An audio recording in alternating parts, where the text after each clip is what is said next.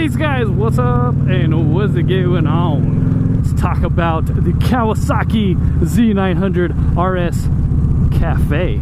Now, Kawasaki released the Z900RS, which is awesome. Anybody who likes a throwback anybody who likes a throwback Japanese motorcycle, I think so far that is the best throwback I've ever seen thus far from any manufacturer, Japanese motorcycle manufacturer. It's amazing. I mean, I really like the Z900RS. So the Z900RS is freaking awesome in my opinion. I think it's fantastic looking bike. Now they're releasing, Kawasaki's going to release it in the States, the Z900RS Cafe. Now the Cafe version has a couple little different things. I think one is the seat. It's like a two-step seat, I believe that's what they call it. It's got the bikini fairing up top. I'm not sure about much of it, but or I'm not even really sure about much of the RS in general. I don't know if it all has LED lights and all that stuff, but from what I was reading on the Cafe version, it's got the LED headlights and LED blinkers and such. But I just really wanted to talk about how awesome that bike looks and what you guys think about it, because I like feedback on stuff like that. It's so cool. People start to point out different things, or they've ridden bikes in the past like, hey man, I rode the first Kawasaki Z blah blah blah, or would that be the KZ1000 or something, you know, which is awesome. Yeah, I like hearing that stuff. It's so cool. Oh, and the Cafe version is only going to be released in their green, which, oh, not only that, it's also going to be limited. I don't remember how many, but it's very limited apparently. So if you want one, spend about 12 grand and you got one. But I think that's an awesome, amazing bike. They even they try to do the spoke wheels without actually having spoke wheels, so they're like, I think they're cast, I believe. I mean, what else would it be? I mean, they're either machined or cast, but they're made to look like spoke wheels, and they did a fantastic job.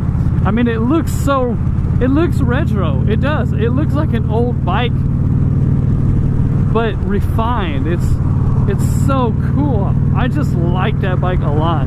I would love to own one. I was throwing that around a while, thinking, hey, I should just get that bike, you know, keep my victory, and the next bike I get is gonna have to be the Z900RS. I mean, if you want to make, you don't even have to go buy the limited Cafe version. I mean, they sell the bikini fairing for it. I mean, you could buy the one probably from Kawasaki. I mean, it's the same thing. And then make your own Cafe style. You could buy the two-step seat. You could buy all the stuff. So you don't have to buy the actual Cafe version. You can make your own from the Z900RS. But so that's a cool bike. I really want to do a test ride on it. Yeah, that would be so awesome. Oh, Popo catching somebody. A couple weeks ago, somebody, watch it, decided that they're going to back up into our car. So what happened was, we went to go eat. By we, I mean Miss Vbeast and I. We pull into the parking lot, and we're in between the lanes, the parking lanes. So we're in the aisle, and the parking is to the left and to the right. There's a guy just sitting there. So she stops. I'm in the passenger seat, and we're a good 10 feet, you know, 10 to 12 foot, so about a car's length of space in between us. Miss Vbeast drives very cautious. So same thing for the parking lot. Anyway, so we got that much footage between us, and the dude starts backing up, and he doesn't stop backing up, so Miss Vbeast lays on the horn. A good 3 seconds. And I am not over exaggerating. A good 3 seconds. Some people might say more, but I'm just gonna stick. It was about 3 seconds. And if you count that in your head, like, all right, lay it on the horn now. 1 1000, 2 1000, 3 1000. Boom, that was it. and she had to lay off the horn because the dude wasn't stopping. So she decides to slam it into reverse real quick. Well, by the time she got it into reverse and just lifted her foot off of the brake to push gas, the dude runs right into us, backs up into the front of our Sorento. And so Mrs. Vbeast says, so then she backs up and the dude hits us again. He is still hitting us. It's so aggravating. The dude couldn't hear us honking, and it's not like we were in my tiny Fiat 500. He could see us, man. We were in this tall SUV and he's in a Toyota Corolla, so he could see us. He just chose not to, and he chose not to hear us, obviously. So I get out of the car, I look at him, and he looks like he's just gonna dart. So I'm standing there, I'm like, am I gonna have to chase down this dude's car and just jump on it? I think I just sped right there. I think that was a school zone, my bad. I'm not used to this time. But anyway, so, you know, he parks, he gets out, he's like, oh, I'm sorry, blah, blah, blah, exchange of insurance. And then he proceeds to tell Ms. Vbeast, he's like, hey, you were a little close. And then she looks at him and goes, I don't think so. Like, you didn't tell me. And yeah, she was not close. That is not how she drives. But the kicker is, the dude falsely reported the incident. See, we called our insurance right away, and then we called his insurance right away. We reported what happened, like you're supposed to do.